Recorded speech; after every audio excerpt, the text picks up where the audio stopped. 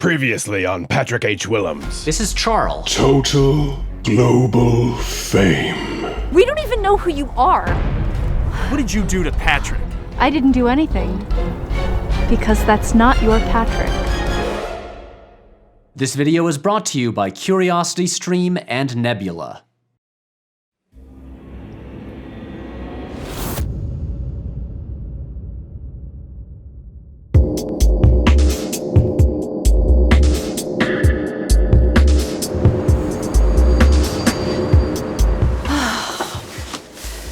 This is my favorite bar in the multiverse.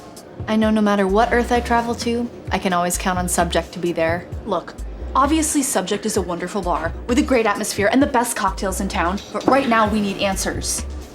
Okay, the Patrick Willems you both know, your friend from high school, is not the Patrick Willems you've been working with for the past year. That Patrick is from another universe, about 2.5 universes away from here. On his Earth, he's a YouTube star who tried to dodge the IRS and got thrown in the slammer. Wow, dodging the IRS. I guess he couldn't make it as a real director anywhere.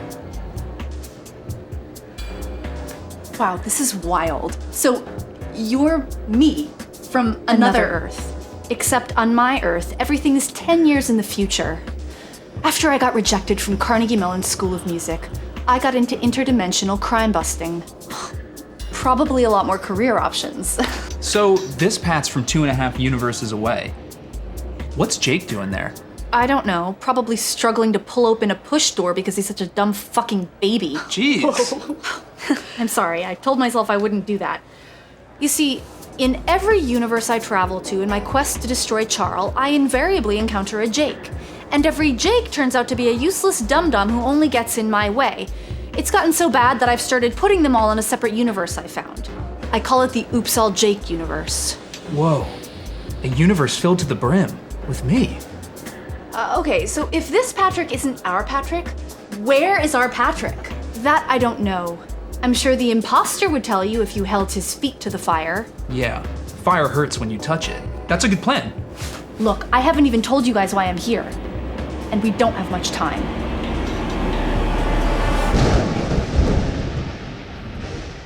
And uploaded. All right, I'm pretty happy with this one. Definitely worth all that lost sleep. Hey Charles, have you seen my phone? I keep getting distracted, but when the muse strikes, one must answer its call, you know? Yeah.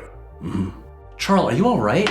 You should be thrilled. Another video in the can, my coconut. Patrick, I think I may have found your phone. It seems your Vice Chancellor of Content is up to something. Something no good, I suspect. Jake? But you couldn't ask for a better lackey. He would never do something to hurt the channel. Perhaps he wants to take over the channel himself. Perhaps he wants to steal your thunder. Your clout. Perhaps we should pay Jake a little visit. Look, I know I only got here about a year ago, but Jake's been with this channel since the beginning. He's known other Patrick for like 15 years, and now he's conspiring against me/him? Maybe you're right, Charles. Maybe it is time to cut him loose. It's always so hard to end things, especially when they've been good to you. It's like movie trilogies. They always start out so well. You walk out of the theater on such a high, all you want is more of that feeling. And then you get it. Then the ending is almost always a disappointment. And why?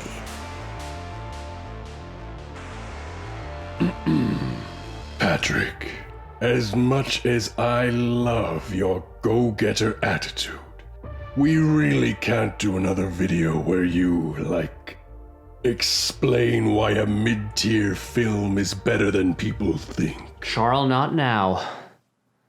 The muse is striking. And striking hard.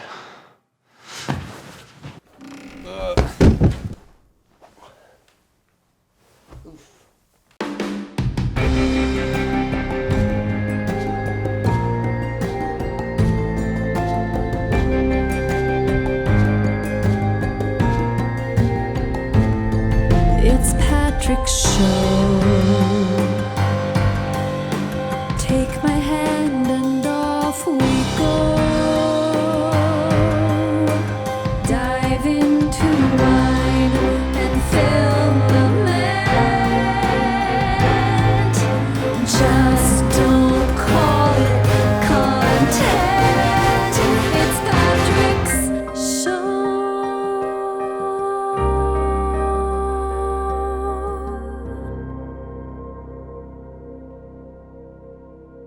Tell me if this sounds familiar. It's opening night of the final installment in a movie trilogy.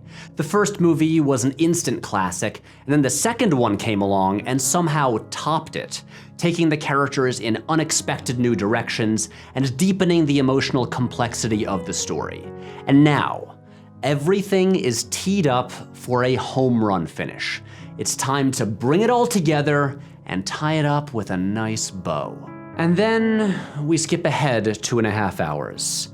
You sigh and exit the movie theater, shoulders slumped. It was not a home run. It wasn't even a base hit. It was bad. I know it's been over a year and we're just now starting to get over the pain of The Rise of Skywalker, but let's be real. Maybe we should have known it was going to disappoint us. I mean, how often are endings of trilogies actually good? Cinema history is full of hugely hyped final installments and trilogies that just ended up as big disappointments. The Godfather Part 3, The Matrix Revolutions, Spider-Man 3, X-Men The Last Stand, D3 The Mighty Ducks. At their best, third installments tend to be just fine. An entertaining movie that's nowhere close to being the best of the trilogy. Not many people would tell you that The Dark Knight Rises, Back to the Future Part 3, or Pirates of the Caribbean at World's End are their favorite installments in those series. And yeah, I'll say it. Even in arguably the most beloved movie trilogy of all time, the original Star Wars trilogy, the third film is a noticeable step down in quality from the first two. And it has nothing to do with the Ewoks. Now, I'm pretty sure everyone watching disagreed with at least one of the things I just said, and that's fine. I like some of those movies too. Every movie has its defenders, but in terms of general audience consensus, the majority of these third installments are viewed as letdowns. So the question is, why? Why is it so hard to end a trilogy? Great question, Patrick, and you know what? Right now, I don't actually have an answer. So let's accomplish what none of these movies could and come to a satisfying conclusion. I think we can do it. And to start, we're gonna need to ask ourselves a different question. Why are we all so obsessed with trilogies? Why not quadrilogies? A word that seems to only exist in boxed sets of the Alien franchise. Well, the answer to that lies all the way back in ancient Greece and the foundations of theater and dramatic form. The earliest piece of literary theory, or at least the earliest one that has survived, is an essay called Poetics by Aristotle, where he analyzes dramatic structure and genre and basically explains how narrative works. This is gonna seem basic as hell, but remember, someone had to get there first, like the inventor of the wheel or the person who posts first in the comments section. So Aristotle said that in a work of drama, there must be a beginning, a middle, and an end. Basically, he lays out the foundation of what we now call three-act structure. It wasn't actually until the Romans that writers started dividing plays into separate acts, and obviously Shakespeare used a 5-act structure, but still, no matter what the playwright says, the story does always have a beginning, a middle, and an end. So when it came to telling an overarching story across multiple works, it was natural to do it in 3 installments, with each installment functioning as an act. In the 14th century, Dante divided his Divine Comedy into 3 parts: Inferno, Purgatorio, and Paradiso. The concept of the trilogy was born in ancient Greece. The earliest surviving example is Orestia. a series of 3 plays by Aeschylus about the aftermath of the Trojan War. Okay, I don't need to ramble on any more about ancient Greek drama, but the point I'm trying to make is that trilogies are just an extension of the most basic foundational dramatic structure. They have been a part of culture for thousands of years, so there is a precedent here. But even if trilogies have existed for that long, and there are a handful of examples in the 19th century by writers such as Henryk Sienkiewicz or, I'm gonna butcher this, Alois Jurasik, they didn't become a popular storytelling form until the 20th century, when a British nerd wrote a long, dorky story about a bunch of people with pointy ears hiking toward a volcano. Lord of the Rings. And since then, there have been a lot of trilogies. The Ultimate Trilogy. The Epic Trilogy. Special Edition DVD Collector's Trilogy. Only one trilogy. The Ultimate Action-Adventure Trilogy. Obviously, trilogies have existed across every art form. There's David Bowie's Berlin trilogy and about 12 million YA fantasy trilogies, but because I would like to finish this video before the end of the year, we're just gonna talk about movies. But even if we're only talking about movies, we've gotta set some ground rules for what movies we're talking about. I know I'm still gonna get 8,000 "why didn't you talk about this" comments, but hopefully I can cut off a few of those here. We are only talking about third installments in franchises that were designed as trilogies. So for instance, we are not talking about the Sam Raimi Spider-Man, since there was supposed to be a 4th movie that got canceled, and so it just ended up as a trilogy. We're also not talking about Indiana Jones or Mad Max, which were trilogies for a really long time, because the fact that those are trilogies is totally arbitrary. Each movie in those series is just one of many adventures that those characters went on. There is no overarching story. I mean, the second Indiana Jones movie is a prequel. Similarly, no Blade, no Iron Man, and no Captain America. None of those actually function as trilogies. Blade just happened to stop at 3 movies because people didn't like the 3rd one. And in the other 2, those characters don't get endings until like 6 Marvel movies later. The 3rd Captain America movie is really just an Avengers movie that sets up the next Avengers movie. The only MCU trilogy that counts as a real trilogy is Guardians of the Galaxy, and they haven't made the 3rd one yet. So fingers crossed, I really hope that one's good. And we are also not talking about thematic trilogies. So Kieślowski's 3 Colors trilogy, or Sergio Leone's Dollars trilogy, or Edgar Wright's Cornetto trilogy, or Park Chan-wook's Vengeance trilogy, those do not count. And I'm so sorry to say this, but we will not be discussing the Look Who's Talking trilogy. Pee-pee! Where's that pee-pee? We're talking about pee-pee here! I need that pee-pee! Oh no, Mr. Toilet Man! Let me be clear here. Storytelling is not a science, and movies are not math. There is no one way a story must work, and no formula that every good film must adhere to. Plenty of great movies are great largely because of the ways they buck traditional approaches to storytelling. No one is gonna tell Leos Carax that he should have added a save the cat moment to Holy Motors. What we're talking about here are merely, as they'd say in the Pirates of the Caribbean trilogy, guidelines. Actually, even guidelines seems a bit much. These are observations on storytelling approaches that were reverse engineered from movies that are widely considered to be satisfying and enjoyable. This is all subjective. What I'm talking about here is based on my own analysis, as well as ideas I've taken from writers who are smarter than me. Okay, now as we've discussed, by its nature, a trilogy falls into a classic 3-act structure. The first film is the beginning, the second is the middle, and the third is the end. So when we ask, why is it so hard to end a trilogy, what we're really asking is, why is it so hard to write an ending? And endings are famously hard to write. Why do you think J.J. Abrams spent decades avoiding them at all costs? And look what happened when he finally wrote one. And an ending to a trilogy is even harder than a regular ending, because you're not just ending one movie, you're ending 3. You may be familiar with Robert McKee, the guy who wrote the essential screenwriting book Story. But more importantly, he was played by Brian Cox in the movie adaptation, and there's one scene where he screams at Nicolas Cage. Anyway, Story is a good book, and to me, the most useful concept discussed in it is what McKee calls the controlling idea. This is, in simplest terms, the ultimate meaning of the story expressed in the climactic scene. It's kind of like a theme, but with more to it. See, a theme is just a word, a vague concept being discussed. So let's take a movie that we love talking about on this channel, Star Wars Episode 8: The Last Jedi. A theme of the movie is failure, but the controlling idea of the movie is to grow and find peace, one must be able to learn from failure.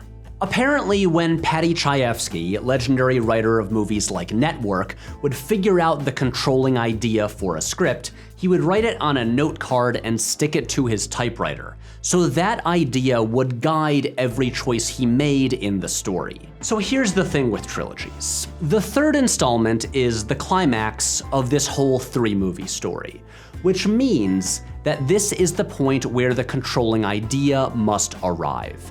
And this has to be the controlling idea for the entire trilogy. Essentially, the third installment must declare what the ultimate meaning of all 3 movies has been, and this is very hard to do. Because here's how trilogies are usually made.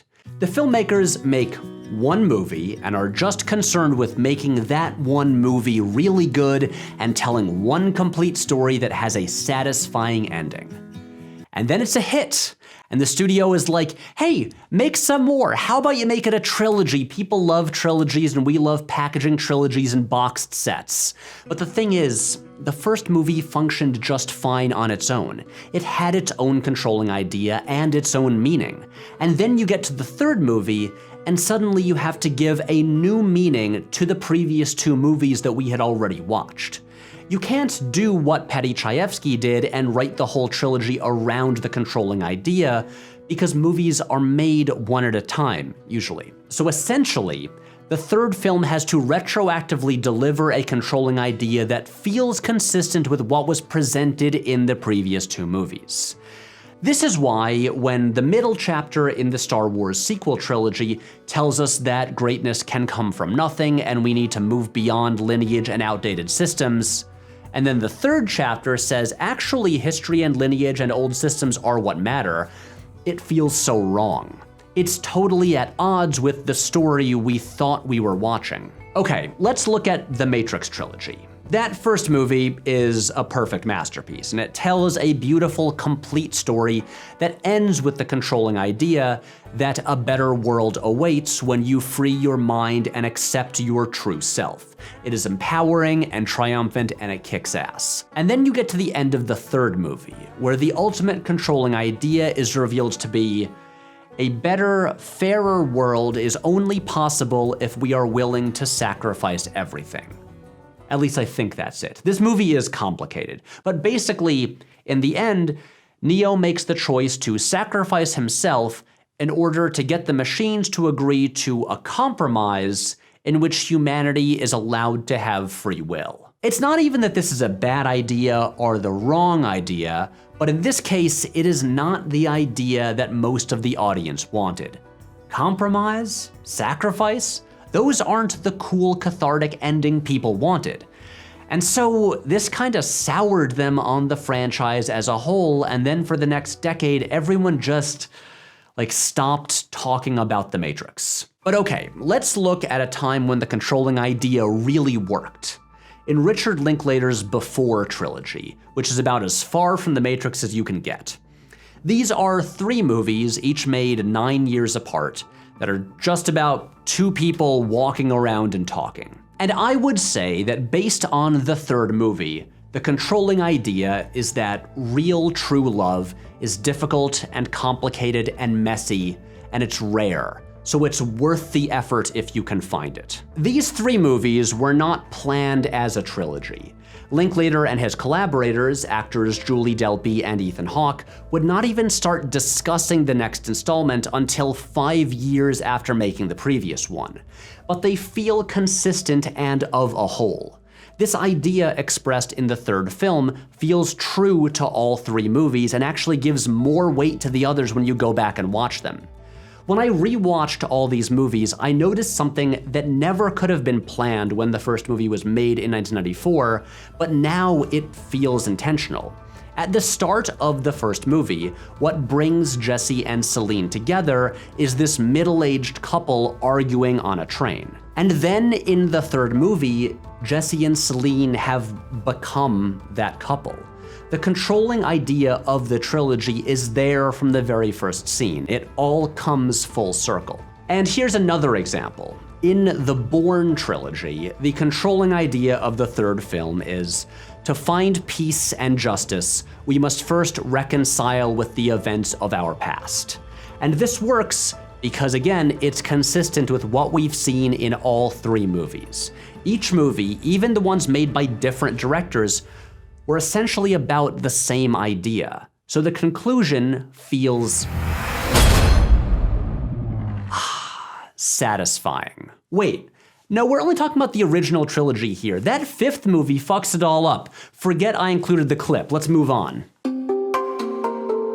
But there's more to a satisfying ending than just one big central meaning. Michael Arndt, the writer of movies like Toy Story 3 and Little Miss Sunshine, has this really great video essay called Endings: The Good, the Bad, and the Insanely Great, where he breaks down what makes some great movie endings so effective, specifically focusing on the original Star Wars and The Graduate. What Arndt says is that the climactic scenes of these movies, as in where the controlling ideas are revealed, simultaneously resolve 3 sets of stakes. There's the external stakes, as in the major goal the characters want to achieve, the internal stakes, as in the characters' internal struggles and growth and their inner emotions, and then the philosophical stakes, the ultimate values and ideas that are in conflict. Side note, Michael Arndt wrote the original draft for The Force Awakens, which supposedly has a nearly identical first act, but then is very different and, from what I hear, better than the final version of the movie. If anyone out there has a copy of this, please send it to me. This is like my white whale. I want to read this thing so goddamn bad. That is all, moving on. So, for example, let's look at the ending to Casablanca, a really good movie that most of us are probably familiar with. The external stakes are whether Rick will help Laszlo escape the Germans. The internal stakes are whether Rick will get back together with Ilsa. And the philosophical stakes are self-preservation versus selflessness. And so, in the climax, Rick puts his own bitterness and apathy aside. He shoots Strasser to help Laszlo escape, he puts Ilsa's happiness above his own and lets her go, and he inspires Renault to get back in the fight with him in World War II. All 3 sets of stakes resolved in one scene. Boom, great ending, and spoilers, I guess, sorry. The thing with movie trilogies is that the first movie is usually a massive success that audiences love, and that's because it tells a really good story with really clear stakes. Like the first Pirates of the Caribbean. The external stakes are, will the heroes escape the ghost pirates? That one's easy. The internal stakes are, will Elizabeth and Will admit that they love each other and get together? And the philosophical stakes, this is a little more complicated, but also what takes the movie to another level, will the heroes live their lives freely, or will they just accept who society tells them they are? Society tells Elizabeth that she is meant to marry respectably. It tells Will that he is only a common blacksmith. And it tells Jack Sparrow that he is a joke and a terrible pirate. You are without doubt the worst pirate I've ever heard of. And in the end, the heroes defeat the ghost pirates, Will and Elizabeth get together, and everyone rejects societal pressure and becomes who they want to be. Elizabeth is like, fuck you to all the men who are trying to control her, Will becomes a pirate, and Jack gets a ship, gains respect, and becomes a captain again. And then you get to the third movie. I know there are technically 5 movies in the series, but the 3 directed by Gore Verbinski are really their own trilogy and all I care about. Now look, I genuinely do like the third Pirates movie, but I like it more for its great directing and visuals and set pieces than for a tight, emotionally satisfying story, because it doesn't really have one. You see, Pirates has the same problem that befalls many trilogies. The internal stakes have already been resolved in an earlier movie, so there's nowhere left to go. Jack Sparrow's internal stakes were all wrapped up in the first movie. And then in the sequels, he is elevated to a more central role in the story, but also he has no internal stakes. His entire story across the second and third movies is fighting Davy Jones for his own survival. And there's some vague hand-waving at philosophical stakes about like freedom versus control, but it gets really bogged down in mythology about pirate kings and spells to summon goddesses, so it never really sticks. In the end, I still think the movie is fun, but it doesn't leave you with that elated, satisfied feeling that the first one did. This is one of the major recurring issues across movie trilogies. The first Back to the Future has really clear internal stakes for Marty McFly. His whole life he's been told that he'll never amount to anything, and so he needs to prove he can accomplish something meaningful. No McFly ever amounted to anything in the history of Hill Valley. And he has to do that by learning to understand his parents as people. And then in the other two movies, he's just scrambling to solve the external stakes. There's a really half-hearted attempt to give him some growth, where he gets into fights whenever anyone calls him a chicken. Chicken? Nobody calls me chicken. But that plays as more of a running joke than like genuine internal conflict. So Back to the Future Parts 2 and 3, while fun, never feel as meaningful as the first one. And the same thing happens in, you guessed it, 50 Shades Freed. I mean, Return of the Jedi.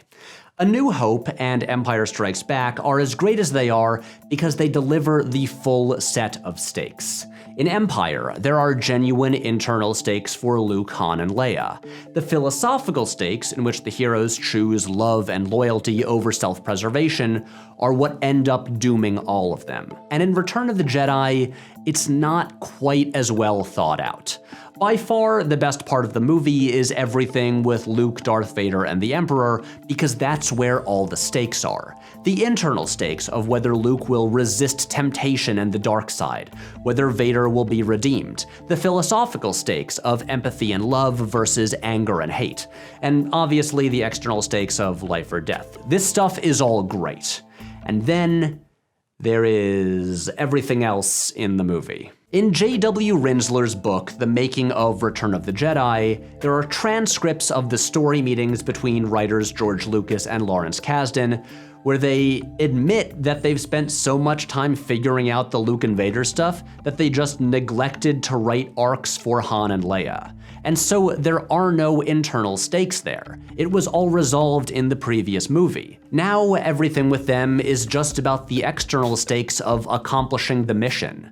Lando's redemption happened off-screen between movies, so when he pilots the Millennium Falcon in the final space battle, there are no internal or philosophical stakes at play, and so it doesn't feel as meaningful as Luke's Death Star run in the first movie. One of the ideas Lucas had in his initial outlines was, as he wrote, Luke and Leia have to decide between the rebellion and saving Han, which would have actually created philosophical stakes that would connect thematically with the whole Emperor story. But then George decided not to do that. Again, none of this is to say the movie is bad. I like the movie. But every time I watch it, I can detect a drop in my emotional investment whenever it cuts away from Luke. And this is why. The exact same thing happens with The Matrix Revolutions. Every time the movie cuts back to the humans fighting in the big battle in Zion, none of them have internal or philosophical stakes. They are not growing or changing. These people are just two-dimensional characters fighting mindless machines. And Morpheus's internal stakes have been all wrapped up, so like Han and Leia in Return of the Jedi, he just kinda chills out and hopes they win. The Dark Knight Rises delivers a big epic finale with huge external stakes, but what leaves it feeling a little unsatisfying is that it never figures out what its philosophical stakes are. The Dark Knight, the previous movie, was all about the philosophical stakes. The whole movie is just Batman and the Joker fighting for their different philosophical viewpoints. And then in Rises, initially, it seems like it's setting up some interesting ideas. Bane is weaponizing societal inequality, the 1% versus the 99%. Batman loses all of his money and resources. The movie is questioning whether peace is worth it if built on a foundation of lies. And then over the next couple hours, this all gets extremely muddy. In the end, the villains actually have no real philosophy. We learn their whole plan is really just to blow up Gotham City to get revenge because Batman killed Liam Neeson in the first movie. Another thing that should be addressed is that behind-the-scenes stuff can have a big impact on storytelling. Movies are absurdly difficult productions to pull together that require hundreds or thousands of people working together for years. And sometimes contracts and schedules can screw up plans for the story. So yeah, it's finally time to talk about the Mighty Ducks trilogy. The main character of the series since the beginning was Gordon Bombay, a man named after 2 brands of gin. The emotional core of the movie was his relationship with the kids on the hockey team he coached.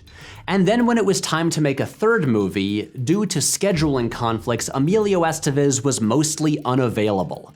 So he only shows up in about 3 scenes. And the main story of the series gets abruptly cut off and feels like a betrayal of that character since he just bails on the relationship we had been invested in for 2 movies. And it's something the movie is never really able to overcome. And then, of equal cinematic significance, there's the Godfather trilogy. Due to salary disputes, Robert Duvall declined to return as Tom Hagen in Part 3. And so one of the central relationships of the series between Tom and Michael Corleone is just over. The emotional weight that could come from having Tom there 15 years later as Michael is trying to leave the criminal business behind is just gone. A major character in the first 2 movies gets no resolution, and that alone makes it impossible for Part 3 to measure up to the first 2. The thing with a trilogy, a story that we as the audience have devoted years of our lives to, is that we want to feel like it all meant something. In McKee's book, what he stresses as the most important lesson in the whole thing is just the 3 words, meaning produces emotion. We want to walk away from the ending having had this big cathartic emotional experience. And without stakes and ideas that combine to mean something beyond just plot mechanics, we're not gonna feel that. So yes, it's finally time. You can all stop yelling at me. It's time to talk about Lord of the Rings.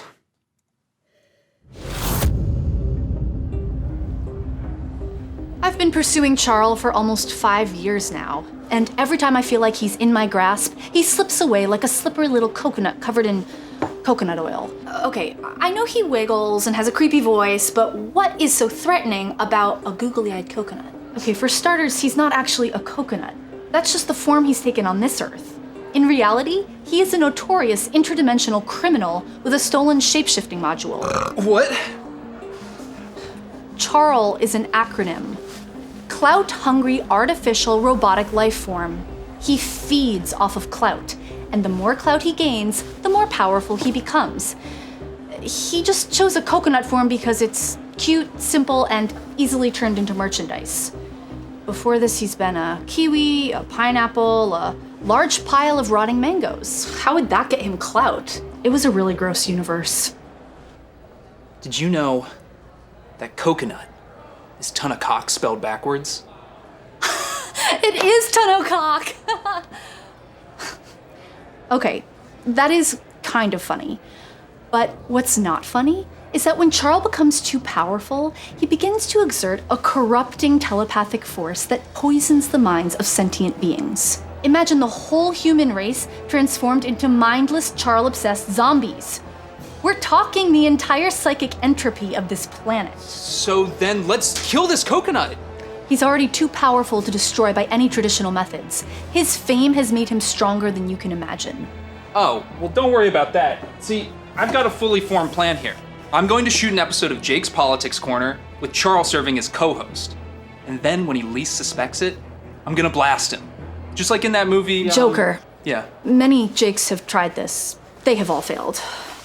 And leading us into our next section, Charles the Coconut, here to tell us what it's like to get blasted on camera. Bullets. Shit.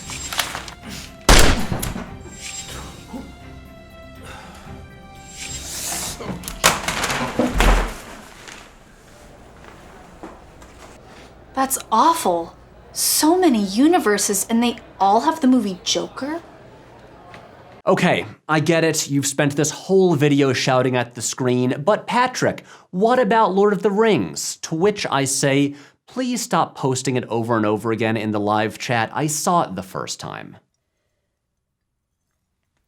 Okay, so let's talk about Lord of the Rings, because yeah, it is probably, at least in terms of big budget blockbusters, the most fully successful and satisfying movie trilogy ever made. It ends strongly, it has a controlling idea that is consistent through all three movies, and it has the full set of stakes resolved at the climax. It rules. But the thing about Lord of the Rings is, it's not really a trilogy. In the 1940s, J.R.R. Tolkien wrote The Lord of the Rings as one single work, a massive novel spanning over 1,200 pages. And then, mostly for financial reasons, the publishers decided to split it into 3 separate books, thus making it a trilogy. This is not a case where he wrote one self-contained successful book and then decided to continue the story. It's just one book. And then the same thing happened with Peter Jackson's film adaptation. Just as the source material was written all as one text, the 3 movies were made together as one huge production, then released one at a time over the span of 3 years. So we can't evaluate Lord of the Rings the same way as other trilogies. With every other trilogy, the first installment has to function as a totally standalone movie with a complete satisfying story. The Godfather, Star Wars, The Matrix, Before Sunrise, they would all be great even if they never became trilogies. But Lord of the Rings doesn't have to do that. It announces itself as a trilogy from the start, so the first film can simply leave off at the end of Act 1 without resolving anything. The 3 films were always designed to be viewed as one whole piece. I think Lord of the Rings kind of broke everyone's brains. Despite being written as just one big book, the books popularized the idea of telling a story across multiple installments, especially in genres like fantasy or science fiction, and it created this impossible standard. Lord of the Rings is an anomaly. From the origins of the source material to the execution of the movies, nothing like that has ever happened before, and I don't think we can expect anything else to do it again. When other trilogies have attempted to do what Lord of the Rings did, they almost always suffer. Back to the Future, The Matrix, and Pirates of the Caribbean are the 3 big cases of trilogies where the first movie was such a phenomenon that the sequels were made back to back in one giant production and then released only a year apart, or in the case of The Matrix, a mere 6 months apart. Okay, and this might be a hot take, but I think in every one of those cases, even though I like a lot of those movies, the trilogies would be better if each installment had been made one at a time. What happens in all of these cases is that parts 2 and 3 end up being this one big, massive, misshapen sequel that happens to be split in half, where the middle chapter is kind of this sprawling, messy setup for part 3. The Empire Strikes Back is a middle chapter that tells an actual story. Can you tell me what the story of Pirates of the Caribbean Dead Man's Chest is? I don't think you can. And don't tell me it's about finding the dead man's chest to defeat Davy Jones, because that is also what the third movie is about. Both Back to the Future Part 2 and The Matrix Reloaded ended by playing the trailer for the following movie, which I thought was really exciting at the time, but as the years have gone on, I've come to kind of hate that choice. It's turning movies into episodic TV, with a preview of the next episode at the end. The movie we just watched immediately no longer matters, since now all we care about is what's going to happen next time. I don't think we appreciate how important it was that George Lucas waited 3 years between every Star Wars movie. It forced the audience to sit with the movies and rewatch them and talk about them instead of immediately just moving on to the next one. And I know the movies as TV approach is a major part of the success of the Marvel Cinematic Universe, since every movie there ends with a setup for the next one, and then the next one comes 4 months later, but honestly, and this may be because I'm old, I'm happy to wait a bit longer. Remember, James Cameron waited 7 years to make a sequel to The Terminator. And then that was it. He was done. After that, Hollywood basically tried to make 4 different versions of Terminator 3 since they can never let things go. But Cameron knew something that I wish more people would learn. That it is much, much better to make one great sequel than to make a mediocre trilogy. Okay, let's get to the real point here, because word is that right now, a third Paddington movie is in development. And folks, I'm nervous, for all of the reasons that I've talked about here. They already made a perfect sequel, a movie so great that the world has officially declared it better than Citizen Kane, and it tells a complete story with a great, satisfying ending. Would I like more Paddington? Of course, give me all the Paddington you got. Is there a chance the movie could be another masterpiece? Yes, there is. But as we have spent all night showing you, third movies are very hard. I know the word trilogy sounds important and exciting, but there's no reason that Paddington needs to be a trilogy. There are no story threads left dangling after P2. I am perfectly happy if it remains just 2 great movies. Don't make a third movie just for the sake of having 3 movies, which is what we in the biz call the hangover approach. So to the movie-making people, I have just one solemn request that I want to express from the bottom of my heart. Don't fuck up Paddington 3, please. Okay, and one more thing. Patrick, this is all very interesting. And I appreciate the dedication to the channel making a whole other video in one night. But time is of the essence. Okay, but there's just a few more points I need to break down. Right. You do that. I'm gonna go grab some fresh air. So back in the late 2000s, we all thought the trilogy was complete, but then came, you guessed it, Shrek Forever After.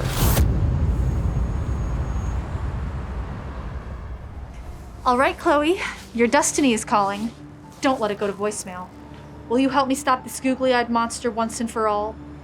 Look, we've only just met, and you're like a carbon copy of me, which is a lot to process. And now you're telling me all of this crazy stuff. Like, things were just starting to go well for me. I can actually afford the fancy cheese at the deli. And now you want me to buy into this insanity about an evil Patrick and Charles being an interdimensional criminal? No way. But the psychic entropy of the planet. All Charles ever did was make us mildly internet famous. I really don't get why you're so obsessed with killing him. Sorry. Whatever you're planning to do, I don't want any part in it. But thanks for the drinks. Hey, can you Venmo me for your drinks? Oh, and also half the appetizers. I know it was my suggestion, but you did kind of house those jalapeno poppers. Where's Chloe? She left, so it's just you and me. Did we talk all night? I should get home. My wife is probably worried sick. Oh, right, you're married in this world. Yeah, Rachel. She's my rock. She means whatever. I need to get back to my hideaway and figure out a plan to deal with Charles, so... No, wait! You can't just do this on your own? Look, I know you don't like Jakes, but I promise you that this Jake won't let you down. Fine. Maybe we'll get lucky. I know we will. Shit, my Charles tracker. He's on his way. We've got to get off the streets fast.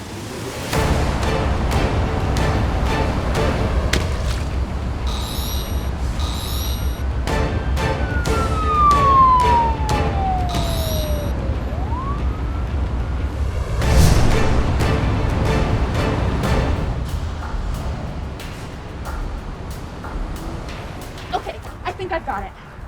I could slingshot us around a passing dimension, and the force of that should get us back into this dimension all the way uptown. But it could also smash our atoms into a million pieces, scattering the dust through the cosmos. That sounds terrible! It's either that or take the one. Ugh, a local train in Midtown at rush hour? Let's do the dimension thing, it sounds less risky. He's already here. We're too late! Go. I'll hold him off. Do you want to get yourself killed? Charl is much too powerful. O ye of little faith. I have a secret weapon. Jake, he can deflect bullets. Yeah. This is a hammer. Please, for the love of God. Oh.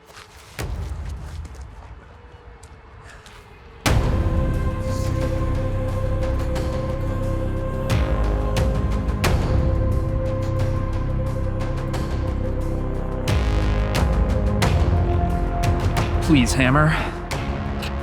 Do hurt him. Ah, Jake.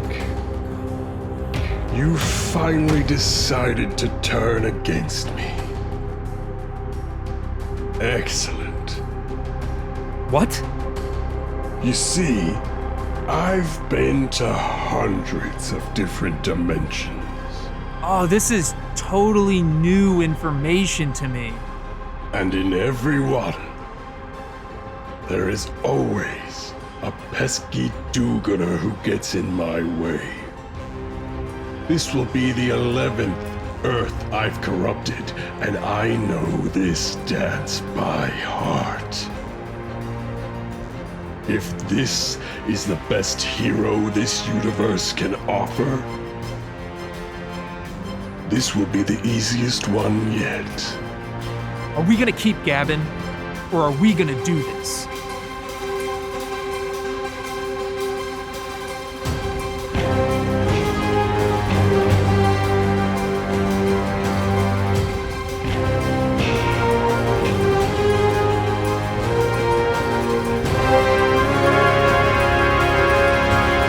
Take your shot, if you think you're...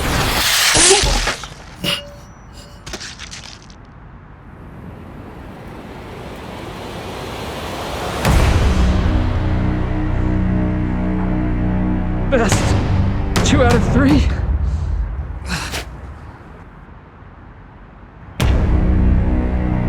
Can't believe I had to take the f***ing G train for this.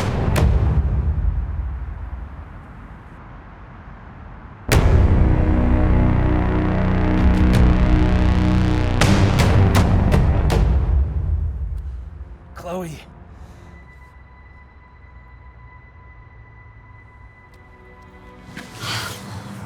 Don't be scared. I'm leaving you. But there is another. Another? I hate these masks. Brother.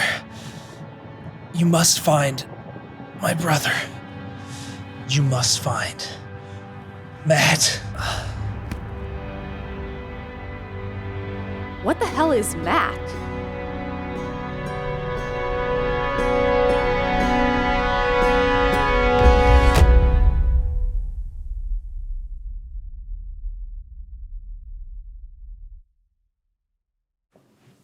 Hi folks, it's Patrick. And yes, you read that text correctly. It said to be concluded.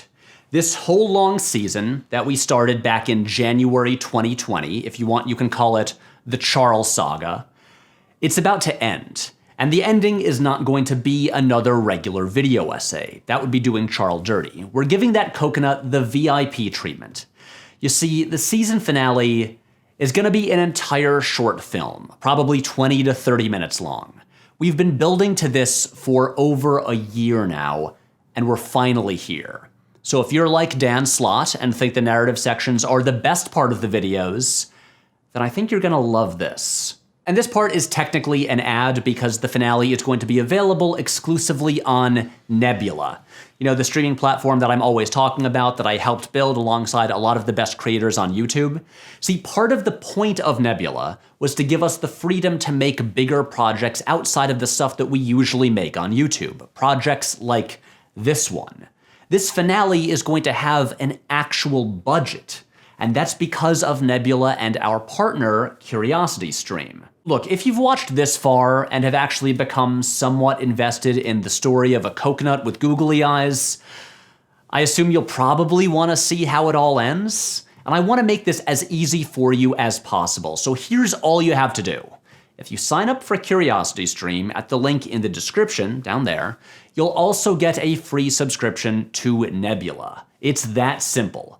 And look, if you want to cancel right after you watch the finale, that's fine. But honestly, I recommend that you keep it because CuriosityStream has this massive library of thousands of great documentaries, such as The Secret World of Lego, which is narrated by Mr. Brown from the Paddington movies. And Nebula has all these great original series and podcasts, some of them featuring me, plus all the videos by your favorite creators with no ads and in better, less compressed video quality than on YouTube, which honestly means a lot to me. Anyway, the point is, this whole long narrative is about to end. And to wrap it all up, we're making an absolutely bonkers little movie. If you've come this far, maybe you're willing to come a little further. If you want to see this thing, all you have to do is sign up at the link in the description. It will probably be out in about a month. So thank you for watching. Thanks for all the support and going with us on this wacky journey. I am really, really excited for you to see what we're working on. R.I.P. Jake.